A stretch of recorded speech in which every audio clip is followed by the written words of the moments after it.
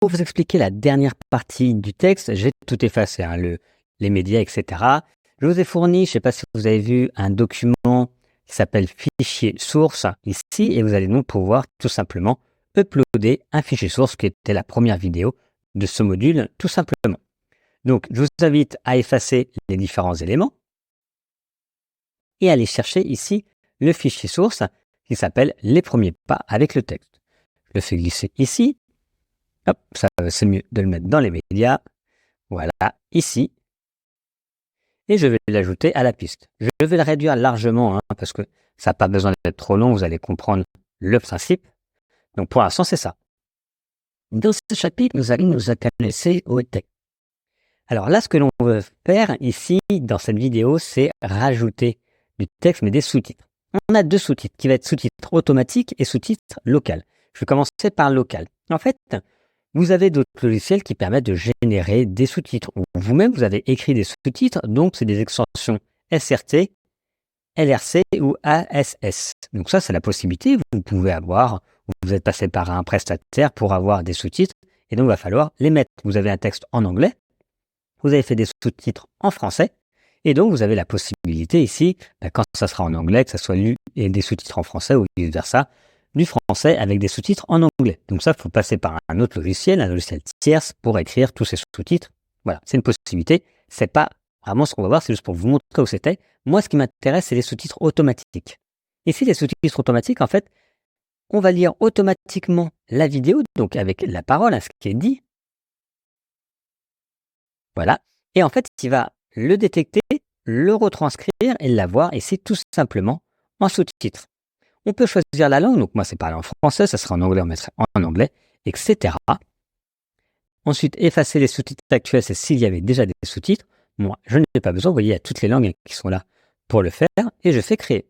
Donc là, ça va prendre plus ou moins de temps par rapport à la taille de votre document, et vous allez avoir, il va avoir les sous-titres. L'avantage, c'est que ça va apparaître comme du texte. Donc on va pouvoir faire des modifications de texte, ce qu'on a vu.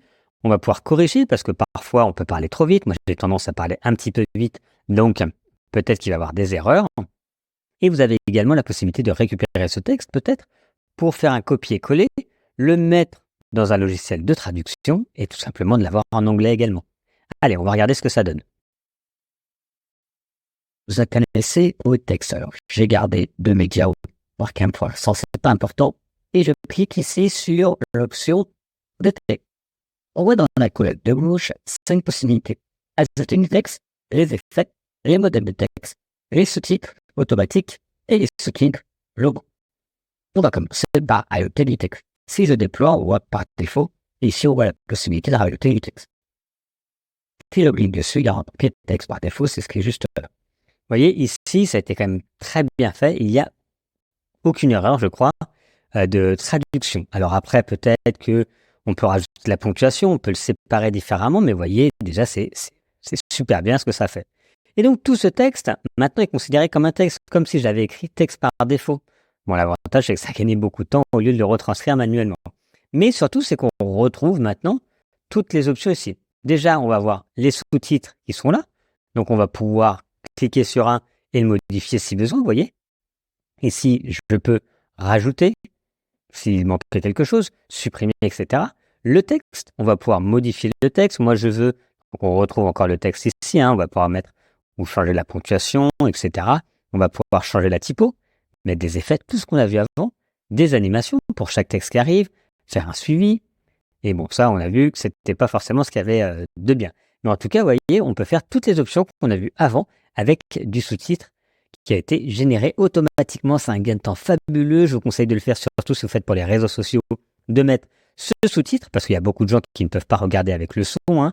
Donc pensez bien à mettre le sous-titre de façon automatique. Vous relisez, voir s'il n'y a pas de faute. Vous réglez si besoin par rapport à de la ponctuation, etc. Et mettez les réglages que vous voulez pour donner du style à vos vidéos.